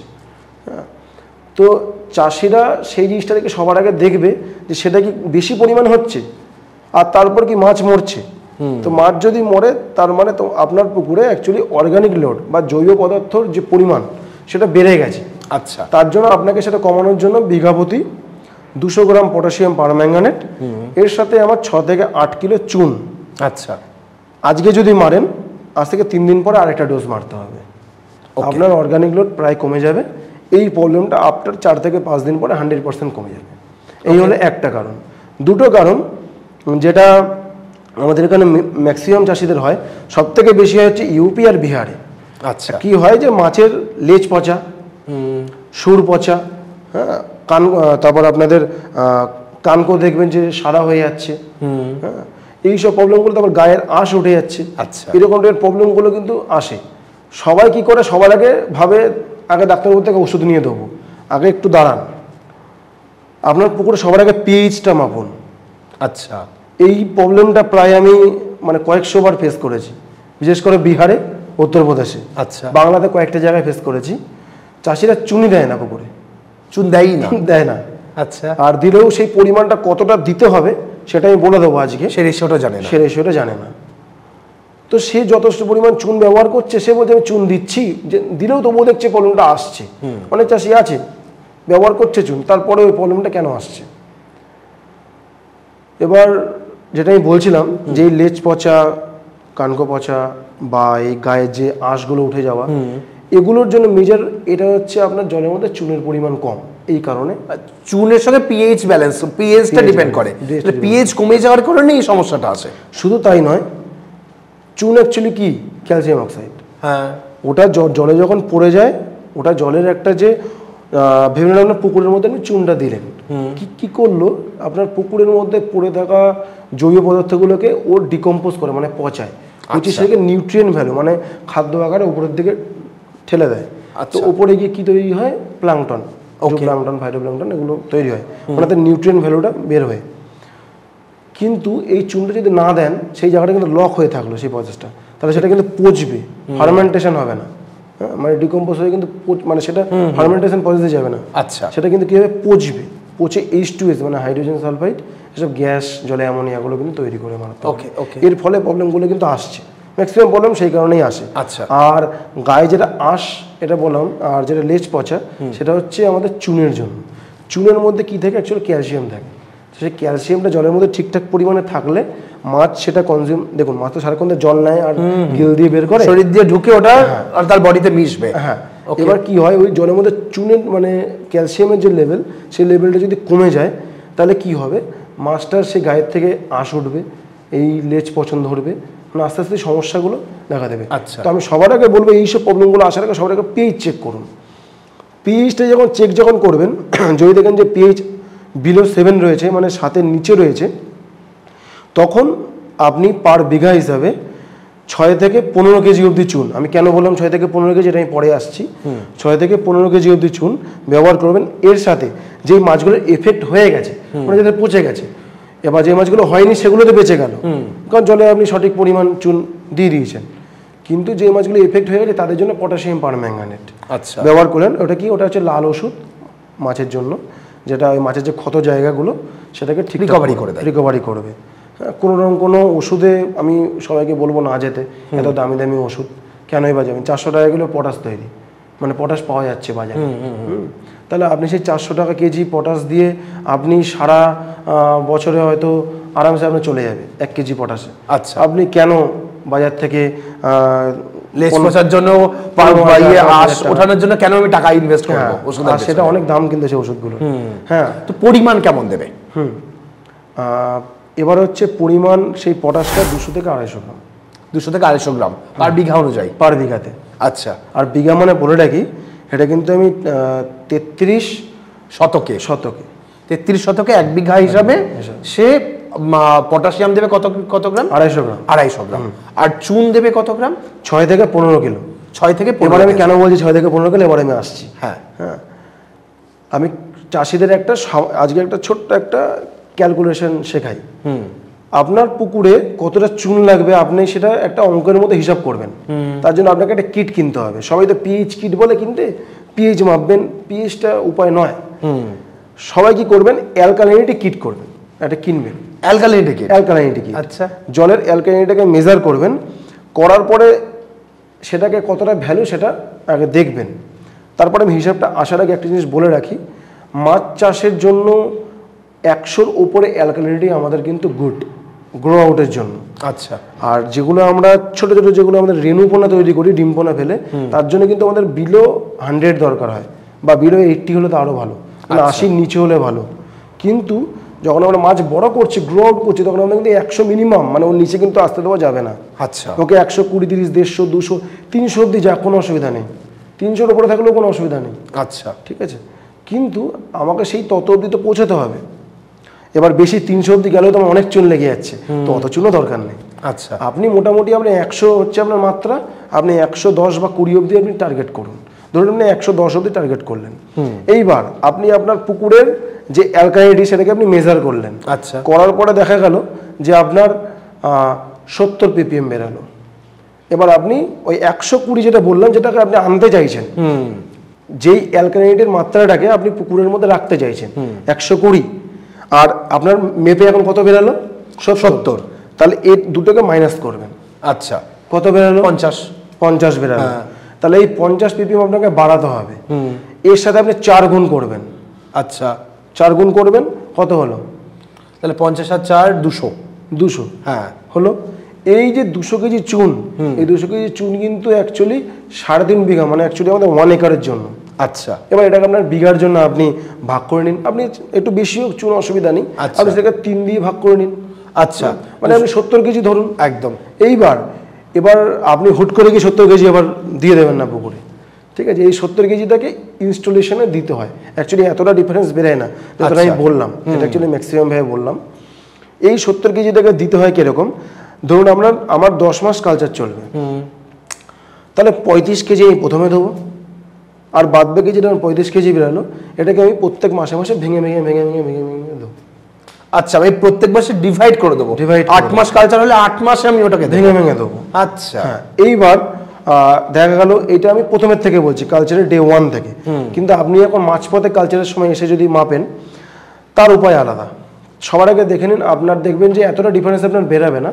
আপনার বেরোবে ম্যাক্সিমাম 120 আনতে চাইলে আপনার ওই 100 বা 90 এরকম থাকবে। হ্যাঁ, আচ্ছা, মানে 10 বা 20 পার্থক্য, 10-20 পার্থক্য। তো 20 যখন থাকবে তখন আপনি 4 দিয়ে ভাগ করলেন, 4 গুণ 80, আবার 3 দিয়ে ভাগ করলেন, তাহলে দেখবেন যে আপনার ওই 3 6 18 ওই 6.5 26, 26 কেজি। এই চুনটাকে আপনাকে তখন পার মান্থ মারতে হবে। ওকে, দিলে আপনার তখন চলে আসবে। আর এটা এই 26 কেজি চুন একটা পুকুরে ডাইরেক্ট দেবেন না, আমি আবারও বলেছি। 6 থেকে 15 কেজি অব্দি চুন পার বিঘাতে আপনি দিতে পারেন, তার বেশি কিন্তু দেওয়াটা উচিত নয়। যদি আপনার 26 কেজি চুন হয়, আপনি আজকে দিলেন, আজকে আপনি ধরুন 26 কেজির হাফ করলেন 13 কেজি, তাহলে আবার 2 দিন মাঝখানে রেস্ট দিলেন, 2 দিন পরে আবার 13 কেজি দিলেন। আর এই চুন দেওয়ার সঠিক সময় হচ্ছে আমাদের সকালবেলা 10টা-11টার সময়, সকালবেলা। এই সঠিক সময় কেন ওয়ার্ডটা ব্যবহার করলেন? অ্যাকচুয়ালি ব্যাপারটা হচ্ছে, এই চুনটা দেওয়ার ফলে আমাদের জলের মধ্যে বাই চান্স কোনো কারণে যদি অক্সিজেনের যদি ঘাটতি যদি হয়, বা কোনো না কোনো অসুবিধা যদি হয়, যে কোনো কিছু, আমরা পুকুরে পটাশিয়াম পারম্যাঙ্গানেট আমরা সবসময় দিনে আমরা কেন ব্যবহার করি, তার কারণটা হচ্ছে মাছের যদি কোনো অসুবিধা হয় আমরা সঙ্গে সঙ্গে দেখতে পাচ্ছি, ঠিক রাত্রেবেলা হলে তো দেখতে পাচ্ছি না। তার জন্য আমরা যে কোনো কিছু যদি আমরা বায়োজুস দিই, যেটা আমরা খোল পচিয়ে আমরা পুকুরে প্লাঙ্কটন তৈরির জন্য দিই, সেটার ক্ষেত্রেও আমরা সবসময় দিনের বেলাতে দিতে হবে। আচ্ছা, বর্তমানে যে সমস্ত মাছ চাষিরা এখন মাছ চাষ থেকে পিছিয়ে আসছে, অনেকের কাছে আমাদের সঙ্গে যাদের কথা হয় তারা বলে যে ও রুই কাতলা মৃগেল করে আর কী লাভ হবে, 20,000 25,000 30,000 ম্যাক্সিমাম আমি 50,000 টাকা 1 বিঘাতে ইনকাম করতে পারবো।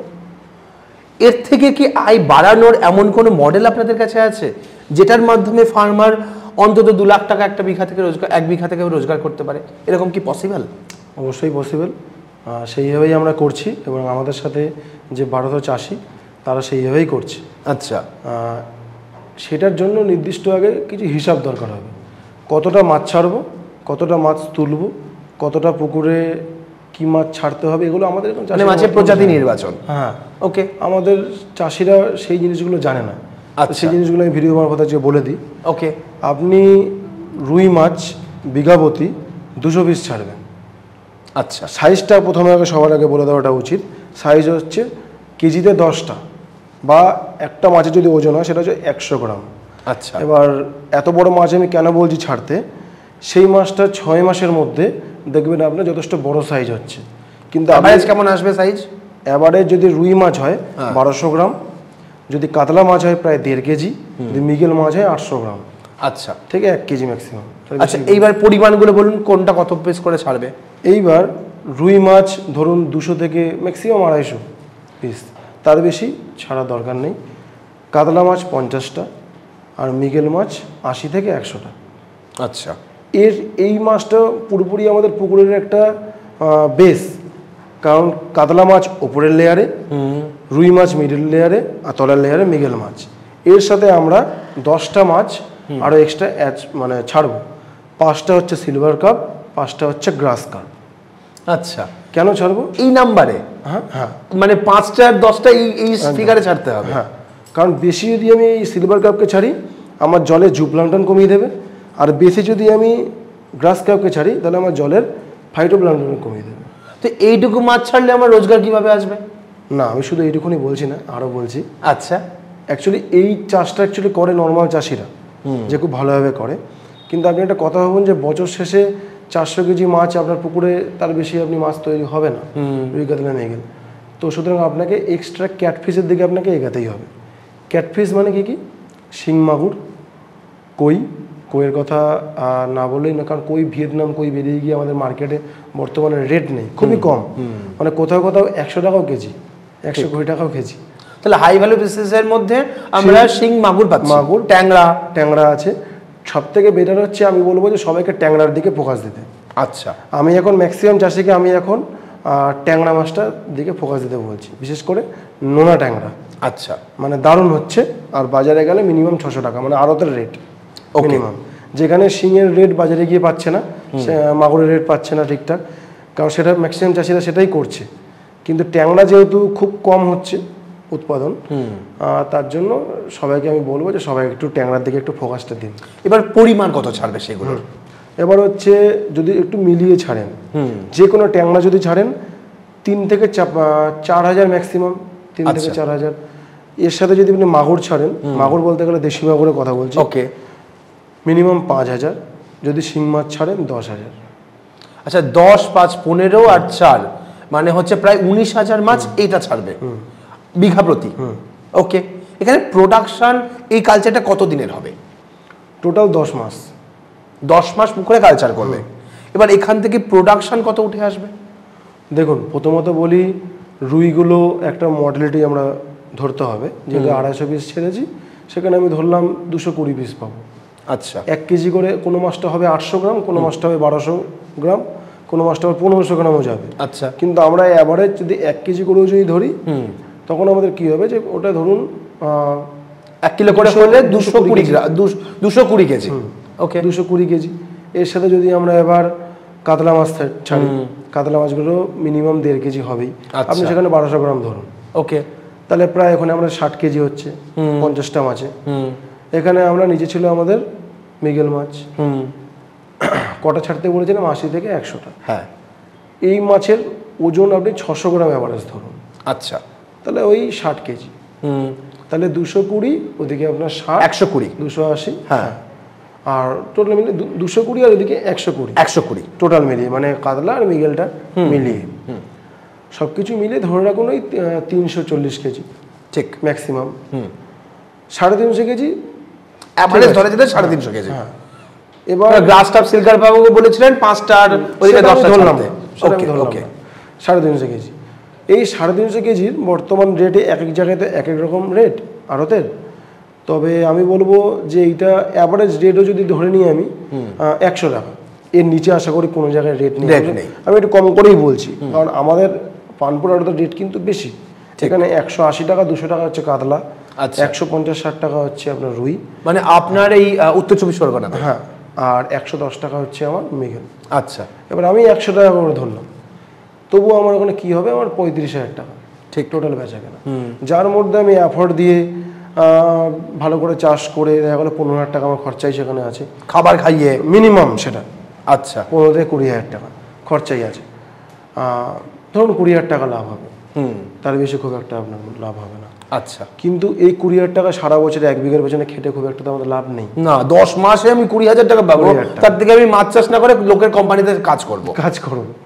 এবার আমি তাই সবাইকে বলবো, এর সাথে সবাই শিং, মাগুর আর ট্যাংরা মাছ যেরকম পরিমাণ বললাম, 10,000 শিং, 5,000 মাগুর আর আপনার 4,000 হচ্ছে আপনার ট্যাংরা মাছ, এগুলো যদি আপনি ছাড়েন, তাদের যে প্রোডাকশানটা, যদি আপনার শিং মাছ ভালো কোয়ালিটির সিড যদি আপনি পান, আপনার প্রোডাকশান মিনিমাম 600 কেজি হবে। 700 কেজির উপরে প্রোডাকশান যাবে, আমি মিনিমামটা বলছি। 600 কেজি মিনিমাম প্রোডাকশান আপনার যাবেই। 60 গ্রাম যদি আপনার অ্যাভারেজ থাকে, তাহলে আপনার কত হচ্ছে? 600 কেজি। যদি আপনার মাগুর ছাড়ছেন 5,000, আপনার 10 মাসে 5টায় আপনার কেজি হবে মাগুরে। আচ্ছা, হ্যাঁ, 5 পিসে কেজি হবে মাগুরে। আপনি সেখানে ধরে রাখুন যে আপনার 5,000 পিস মাগুর ছেড়েছিলেন, সেখানে আপনার 3,000 পিস মাগুর বেঁচে আছে, তো সেখানেও আপনার কিন্তু 600 পিসে কিন্তু মানে 600 কেজি কিন্তু প্রায় আপনার প্রোডাকশন হচ্ছে। 600 কেজি। তো মাগুর মাছ প্রায় আমাদের 600 কেজি প্রোডাকশন, কিন্তু শুধু মাগুর মাছই 600 কেজি? মাগুর মাছ 600 কেজি। আচ্ছা, তাহলে আমার 600 কেজি হচ্ছে মাগুর, 600 কেজি হচ্ছে শিং। আচ্ছা। এবার আমাদের ট্যাংরা মাছ যদি 30 গ্রাম অ্যাভারেজ হয়, হ্যাঁ, যদি আমাদের আমরা 4000 পিস আমরা ট্যাংরা মাছ ছাড়লাম, ছেড়ে যদি 3000 পিসে যদি পাই, তাহলে আমি দেখে নেবো একবার 3000 পিস যদি 30 গ্রাম করেও যদি হয়, হ্যাঁ, সেখানে আমাদের প্রায় 90 কেজি থেকে 100 কেজি প্রায় আমাদের প্রোডাকশন হবে। ঠিক। তাহলে 100 কেজি আমাদের কাছে প্রোডাকশন হচ্ছে। 100 কেজি 6 6 1200 কেজি, 1200 কেজি মানে প্রায় 1300 কিলো প্রোডাকশন হচ্ছে এই 3টে মাছ দিয়ে। 3টে মাছ দিয়ে। এবার ব্যাপার আছে, এই জিনিসটা একটু বুঝতে হবে। রুই কাতলা মৃগেল কিন্তু জলের কিন্তু অক্সিজেন নিচ্ছে, ঠিক, কিন্তু শিং মাগুর এরা কিন্তু অতিরিক্ত, এদের মধ্যে শ্বাসযন্ত্র রয়েছে, এরা কিন্তু ওপরের থেকে জলের উপরে থেকে অক্সিজেন নিয়ে টুক করে নিচের দিকে চলে আসে। তো এদের কিন্তু জলের যে অক্সিজেন সেটা ওরা কিন্তু কনজিউম করে না, তাই ওদেরকে আমরা মিশ্র চাষ বা পলিকালচার আমরা কিন্তু অনায়াসে কিন্তু করতে পারি। আচ্ছা, হ্যাঁ, তার জন্য কিন্তু ওকে আমরা এতটা হাই ডেন্সিটিতে রাখতে পারছি। মানে এক বিঘা পুকুরে এই 1200 আর এইদিকে রুই কাতলা মৃগেল মিলিয়ে এই প্রায় 350 কিলো, মানে 13 14 15 16 প্রায় 1650 কিলো মাছ এই এক বিঘা পুকুরে ক্যাপাসিটি সম্ভব রাখা? সম্ভব। আচ্ছা, যেটা রুই কাতলা মৃগেল রাখলে কোনোদিনই সম্ভব হতো না, শুধু ওটা করলে। রুই কাতলা মৃগেল তো 1 একরে, মানে 1 একর মানে প্রায় 3.23 বিঘা, মানে ধরুন প্রায় 3.5 বিঘার কাছাকাছি ধরুন।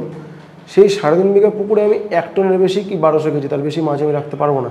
রাখা যাবে, বড় পুকুরে রাখা যাবে মাছ, কিন্তু মাছের রোগ চলে আসবে।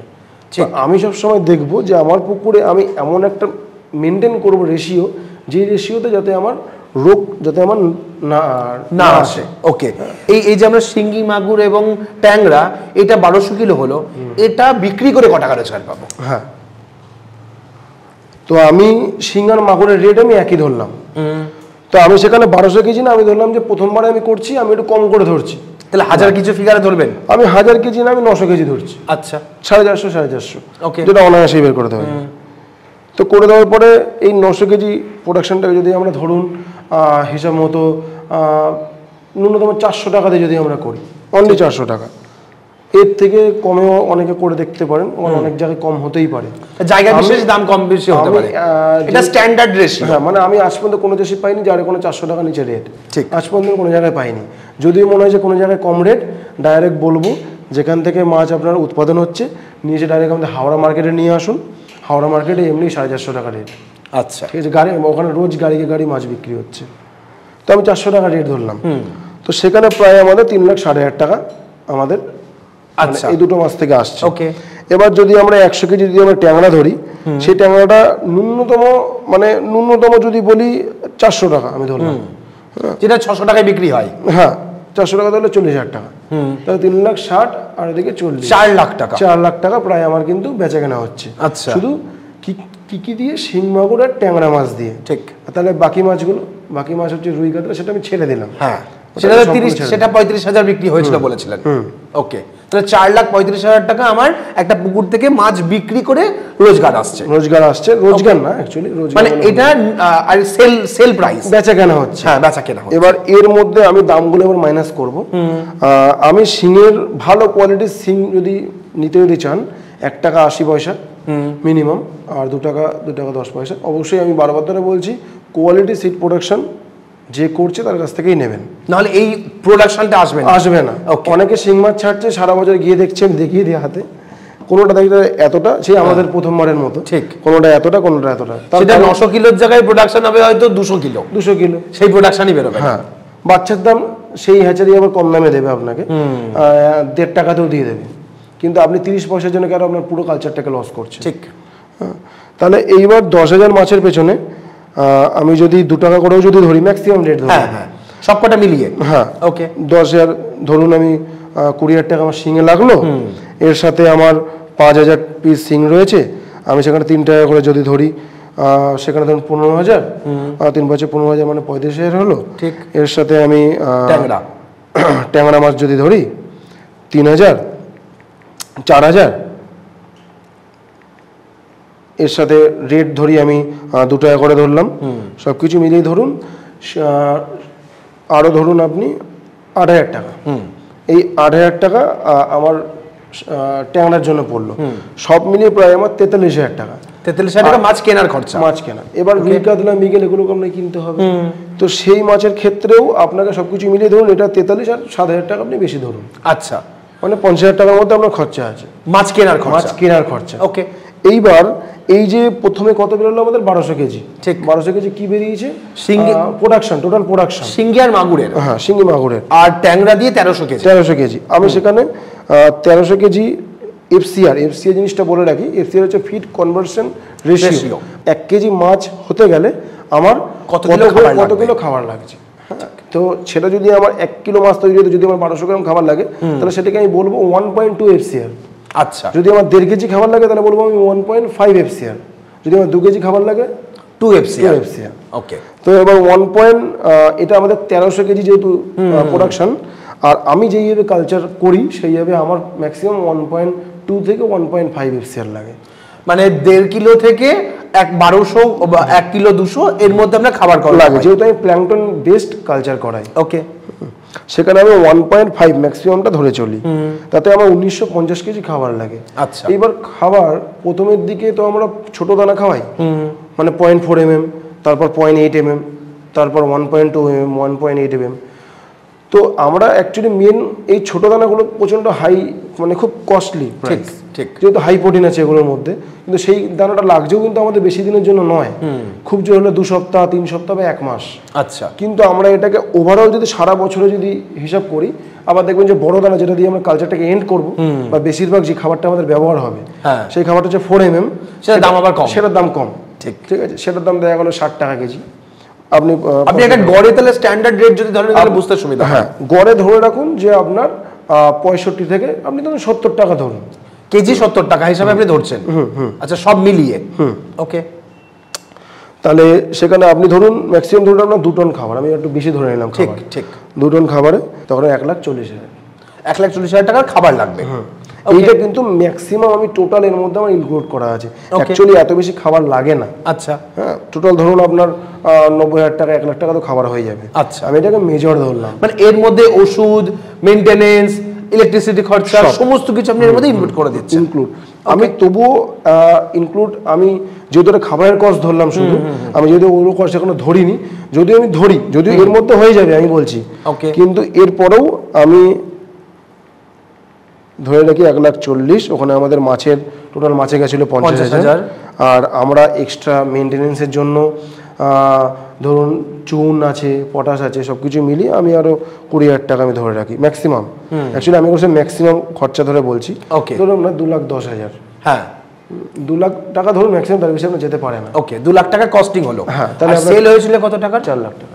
4 লাখ টাকা, তার মানে 4,35,000 টাকা। কারণ 4 লাখের সঙ্গে আরো আমার রুই কাতলা মৃগেল ছিল। এইবার এই খাবার দিয়ে কি রুই কাতলা মৃগেলের হয়ে যাবে এই যে প্রোডাকশন? না, রুই কাতলা মৃগেলের জন্য আমি অ্যাকচুয়ালি খাবারটা অন্যরকম খাবার ব্যবহার করব। আচ্ছা, আমি যে 20,000 টাকা ধরেছি ওর মধ্যে তার জন্য 5 থেকে 7,000 টাকা যে একটা খাবার কিনতে হবে, সেটা হচ্ছে আমার রাইস ব্র্যান, সর্ষে খোল, বাদাম খোল। আচ্ছা, এটাকে আমি বস্তার মধ্যে খাবার দিয়ে বেঁধে মাঝখান থেকে বাঁশের মধ্যে বেঁধে দেবো। আচ্ছা, মাছ এসে ওই জায়গাটা ঠোকরাবে, খাবারটা অটোমেটিক বেরোবে, সেই খাবারটা করে খাবে। আর যদি কিছু পুকুরের মধ্যে পড়েও থাকে সেটা প্লাঙ্কটন আকারে দিয়ে দেবে। কিন্তু যেহেতু আমরা পুকুরটাকে প্রথম থেকে একটা অন্যরকম ভাবে প্রিপারেশন করি, তো পুকুরে সারাক্ষণ ধরে একটা খাবার থেকে যায়, জু প্লাঙ্কটন, ফাইটোপ্লাঙ্কটন প্রচুর পরিমাণে হবে। আচ্ছা, সেই ফর্মুলা দিয়ে আমরা কালচার করি। সেই ফর্মুলা দিয়ে করলে আপনার ফিড কস্ট এত টাকাও অ্যাকচুয়ালি পড়ে না। আচ্ছা, মানে এই ফিড কস্টে কমার্শিয়াল ফিড খাইয়ে করছে, আপনি যে প্রসেসে করবেন এর থেকে আরো ফিড কস্ট কমাতে পারে। কত পার্সেন্ট কমতে পারে এর থেকে? ধরে রাখুন প্রায় 40% কমে যাবে। এরও 40%? 40%, 2 লাখের 40% করলে? 2 লাখের না, অ্যাকচুয়ালি ফিড হচ্ছে ধরুন 1,40,000 টাকা। 1,40,000, তাহলে 1,40,000 ইন্টু 40%, তার মানে 65,000 টাকা, 56,000 টাকারও কস্টিং আপনি কমিয়ে দিচ্ছেন এই ফিডের থেকে। মানে অ্যাভারেজ ওই 90,000 টাকা আপনি যেটা বলছিলেন যে ফিড কস্ট লাগবে, 90,000 এর মধ্যে আপনি নিয়ে চলে আসবেন। ওকে, তার কারণ প্রথম থেকে আমরা যেহেতু পুকুরে মোয়া খোল একটা নির্দিষ্ট পরিমাণ ব্যবহার করব। ঠিক, মোয়া খোল কিন্তু পুকুরের জন্য কিন্তু খুব একটা ইম্পর্টেন্ট একটা খোল, যে প্রচন্ড পরিমাণে খাবার তৈরি করে। যে খাবার খেয়ে আমাদের রুই কাতলা মৃগেলের সাইজ প্লাস তার গায়ের কালার, আর এমনকি আমাদের যে ক্যাটফিশ, শিং মাগুর, তাদেরও কিন্তু একটা অন্যরকম একটা গ্লেজি টাইপের কালার আসবে। যে আমরা যখন চাষিরা কি করে যে শিং মাগুর ট্যাংরা এগুলো যখন বাজারে যখন নিয়ে যাচ্ছে, গিয়ে বিক্রি করতে যাচ্ছে, গিয়ে দেখছে দাম পাচ্ছে না। ঠিক। কেন? কারণ গায়ে ফ্যাকাশে কালার, ফ্যাকাশে কালার, মনে হচ্ছে যেন মাছের গায়ে রক্ত নেই। হ্যাঁ, লোকে অনেক সময় রুই এই শিঙি মাগুরটা খায় যে কেউ রক্ত শূন্যতায় ভুগছে, তাকে খাওয়াও তাহলে শরীরে রক্ত বাড়বে, এই একটা কনসেপ্ট আমাদের সমাজে দেখা যায়। আবার বাঙালিরা ওই যে বললাম কালার দেখে মাছ খায়, ও যখন দেখবে কালো, পাশে কেউ অন্য কেউ লাল শিং বা হলুদ শিং বিক্রি করছে, তার কাছে সচরাচর সবাই যাবে। কিন্তু আমাদের এই প্রসেসের যে কালচারটা, যেটা আমি বলছি যে প্ল্যাঙ্কটন বেসড কালচার, যেটার মধ্যে আমরা গোবর ব্যবহার করব, গোবর তো আমরা ফ্রিতেই পাবো, যেটা আমরা খোল ব্যবহার করব, মোয়া খোল, সর্ষে খোল, রাইস ব্র্যান, এই কটা কম্বিনেশন করলে আমাদের কার্বের জন্য অ্যাকচুয়ালি না বরাবর খাবার লাগে, কিছু লাগে না, একদম না বরাবর খাবার লাগবে। ওকে। প্লাস মানে জলের প্যারামিটার ঠিক করতে গিয়ে যা ইউজ করব তাতেই আমার মাছের খাবার হয়ে যাবে। হ্যাঁ, ওকে। এবার এগুলো ব্যবহার করার ফলে আমার ফিডিং কস্ট ক্যাটফিডের যেমনি কমবে, আর আমার আইএমসি তো অনেকটাই কমে যাবে।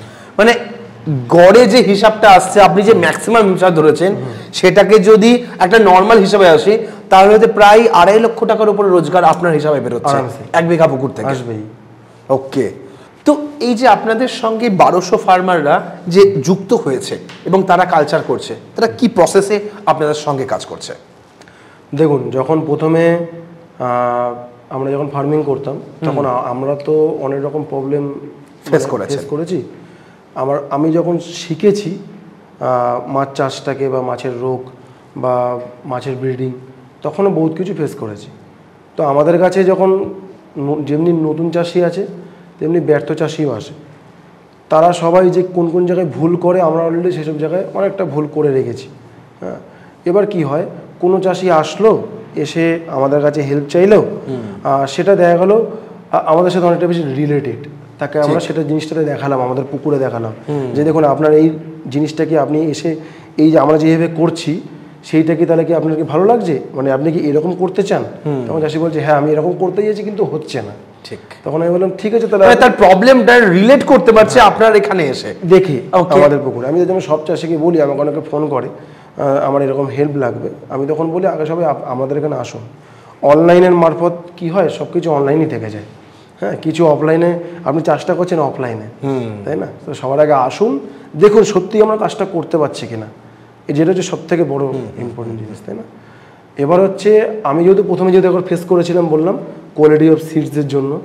এবার আমরা যেহেতু কোয়ালিটি অফ সিডস দিচ্ছি কোনো কাস্টমারকে, কাস্টমার কি করছে, প্রথম বছরে হয়তো 4000 কিনছে সন্দেহর, কিন্তু পরের বছর সে কিন্তু ওটা 4000 কিন্তু কেউ ডবল, কেউ 3 ডবল, কেউ আবার 10 ডবল, মানে 40,000 অব্দি সিডও আমাদের কাছ থেকে কিন্তু কিনছে। আচ্ছা। তার কারণ হচ্ছে যেহেতু সে দেখছে যে আমাদের মাছের কোয়ালিটি কীরকমভাবে আমরা দিচ্ছি, আর তাকে তার কালচারের পুরোপুরি যে গাইডেন্স সেটা তাকে আমরা মানে প্রোভাইড, মানে আপনারা কি হ্যান্ডলিং সাপোর্ট প্রোভাইড করেই এই কালচারটা ফার্মারদের করা? একদমই।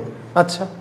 ফার্মার্সরা দেখছি যে বাজারে দীর্ঘদিন ধরে বেশ এই যে কমার্শিয়াল ফিড চলে আসছে, কিন্তু সে কমার্শিয়াল ফিড গত 3-4 বছর হলো অনেক দাম বেড়ে গেছে। ঠিক। কিন্তু সেই অর্থে মাছের দাম বাজারে কিন্তু বাড়েনি, সেই রেশিওতে বাড়েনি না। মানে আমি অ্যাকচুয়ালি আমাদের কথা বলি, আমরা একটা সময় তেলাপিয়া কালচার করতাম, আমরা 2 একরে প্রোডাকশন নিতাম 20 টনের ওপরে।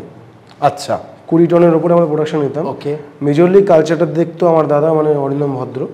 হ্যাঁ, সেই কালচারে আমরা প্রোডাকশন করাতাম, পার কেজিতে প্রোডাকশন করতে ধরে রাখুন 70 টাকার মধ্যে 80 টাকার মধ্যে আমাদের কস্টিং চার্জ হতো। ওকে। বাজারে গেলে আমরা 110 টাকা রেট পেলেও আমি প্রায় 40 টাকা, যদি 100 টাকা হতো, প্রায় যদি 70 টাকা দিয়ে প্রোডাকশন চার্জ হলে 30 টাকা প্রফিট লাভ থাকতো, তবুও আমরা লাভ পেতাম।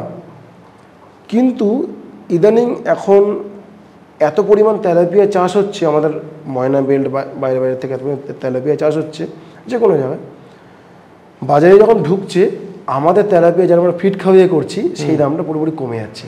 কারণ যারা বাইরে থেকে আসে তারা কিন্তু ফিড খাওয়িয়ে করছে না, তারা অ্যাকচুয়ালি অনেক রকম প্রসেস, যেমনি ওয়েস্ট ওয়াটার দিয়ে কালচার করছে, সুইচ ফিড দিয়ে কালচার করছে, ঠিক করে সেই কালচারটা করে তাদের ফিড কস্টটা কমে যাচ্ছে। এবং অনেকে অ্যানিম্যাল হাজবেন্ডারির সঙ্গে যুক্ত করছে, পিগ ফার্মের সঙ্গে তেলাপিয়া ফার্মিং এইভাবে করছে কস্টিং কমানোর জন্য। তার ফলে কি হচ্ছে যে আমাদের সাথে আমরা কিন্তু তাদের সাথে কিন্তু কম্পিটিশন করতে কিন্তু পারছি না। আচ্ছা, তো আমি মনে করি যে আমরা করতে পারবো, কেন আমরা তেলাপিয়া করবো, তাহলে আমরা হাই ভ্যালু স্পিসিসগুলো বেছে নেব। হ্যাঁ, আমরা তেলাপিয়াতে কেন পড়ে আছি? ঠিক।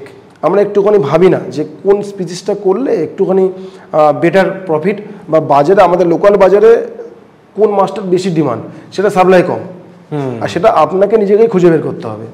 এখন অনেকে বলতে পারেন যে আমার এখানে তো শিং অ্যাভেলেবেল, আমি কেন শিং করবো? আমি শিং করে না, আমি মাগুরটা বেশি ছাড়ুন, ট্যাংরাটা বেশি ছাড়ুন। ঠিক, আপনার ওখানে মাগুর বেশি অ্যাভেলেবেল, আপনি তাহলে শিঙিটা একটু বেশি ছাড়ুন, ট্যাংরাটা একটু বেশি ছাড়ুন। ট্যাংরা অ্যাভেলেবেল, তাহলে শিঙিটা একটু বেশি ছাড়ুন, মাগুরটা বেশি ছাড়ুন। ঠিক, তিনটের মধ্যে যখন একটা ব্যালেন্স করে নিন। ওকে, মানে যেটা আমার মেজর আর্নিং দেবে সেটাকে আমি ব্যালেন্স করে করবো। আচ্ছা, কোন জায়গায় কোন মাছ চাষ হচ্ছে, বা ফার্মারের সেই এলাকা, বা তার জলটা কেমন, তার মাটিটা কেমন, আপনার এই 1200 ফার্মার কি আপনার কোম্পানি গিয়ে তাদের পর্যবেক্ষণ করা, তাদের দেখাশোনা করা সেটাও করে? দেখুন, আমরা জলের যে টেস্টিং, যেটা নর্মাল একটা ল্যাবে করতে গেলে প্রায় 10 থেকে 12,000 টাকা খরচা আছে। ঠিক, আমরা সেই ল্যাবের যে টেস্টটা, সেটা আমরা বলতে গেলে ফ্রি অফ কস্ট, অ্যাকচুয়ালি সামান্য একটা চার্জেস রাখা হয়, যেটা আমাদের টেস্ট কিটগুলো কেনার তো একটা যে খরচাটা আছে, সেটার জন্য আমরা 1200 টাকা চার্জ নিয়ে আমরা করে দিই। 10,000 টাকাটা 1200 টাকাই করে? 10,000 টাকার বেশি লাগে অ্যাকচুয়ালি ওটা। আচ্ছা, 12,000 টাকার কাছাকাছি লাগে। ওকে, মানে সয়েল অ্যান্ড ওয়াটার দুটো টেস্ট করিয়ে। শুধু সয়েল করালে হয়তো 4,000 টাকায়, ওয়াটার করালে হয়তো 7 থেকে 8,000 টাকায় খরচা। ওকে ওকে। কিন্তু আমি সেখানে, বা আমাদের টিম সেখানে অনলি ফর 1200 টাকা দিয়ে আমরা তাকে করে দিচ্ছি। আচ্ছা, টেস্টটা করে দিচ্ছি কেন? যাতে সে বেটার প্রোডাকশন পায় এবং সে যাতে আমাদের সাথে জুড়ে থাকে। এমনকি তাকে আমরা টোটাল কালচারে টোটাল যে গাইডেন্স, সেটা আমরা দিয়ে থাকি।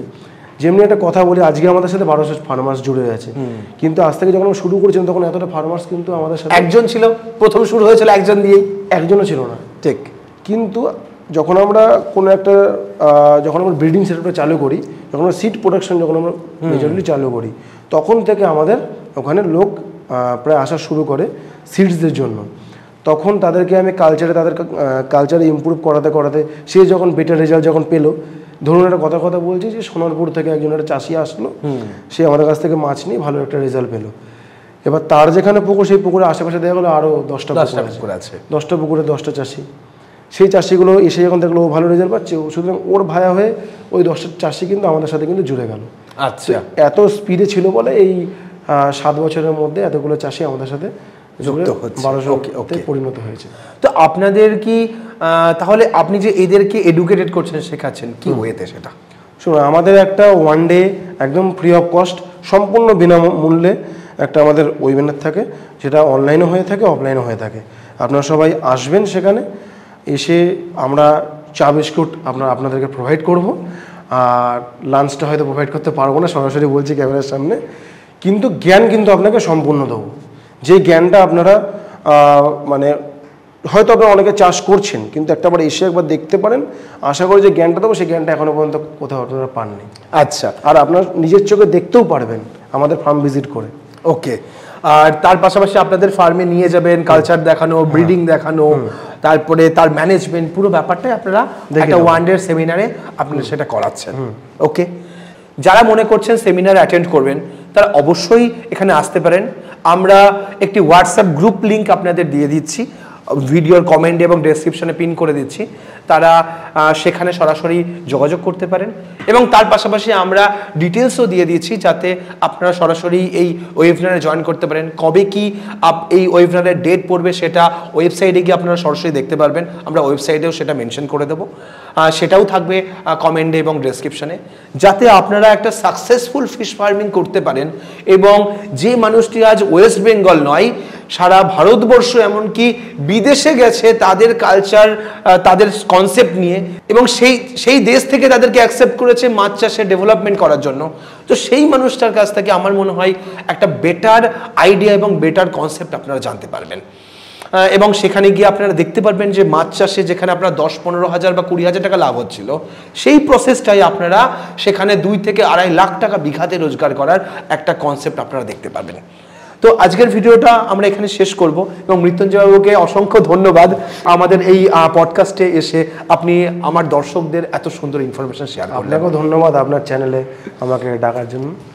তো আজকের ভিডিওটা আমরা এখানেই শেষ করি। পরবর্তী পডকাস্টে এরকম আরও নতুন গেস্টদের নিয়ে আসবো, আরও এক্সপার্টদের নিয়ে আসবো, যাদের মাধ্যমে আপনারা আরও বেটার তথ্য পাবেন। আজকের ভিডিওটা এখানে শেষ করছি, পরবর্তী ভিডিওতে নতুন তথ্য নিয়ে ফিরে আসছি। ততক্ষণ ভালো থাকবেন, সুস্থ থাকবেন, বাই।